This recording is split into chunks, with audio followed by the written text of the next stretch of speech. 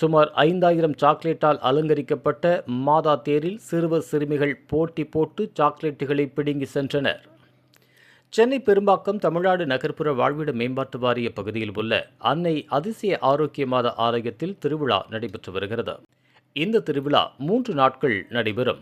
2ஆம் நாளான நேற்று இரவு தேர் திருவிழா நடைபெற்றது. இதில் சுமார் 5000க்கும் மேற்பட்ட சாக்லேட்டுகளை வைத்து தேர் அலங்கரிக்கப்பட்டு ஊர் முழுவதும் சுற்றி வரப்பட்டது. அப்போது திடீரென சிறுவர் சிறுமியர்கள் சாக்லேட்டுகளை பார்த்ததும் தேர் மீது ஏறி போட்டி போட்டுக்கொண்டு சாக்லேட்டுகளை பிடுங்கி அள்ளிச் சென்றனர்.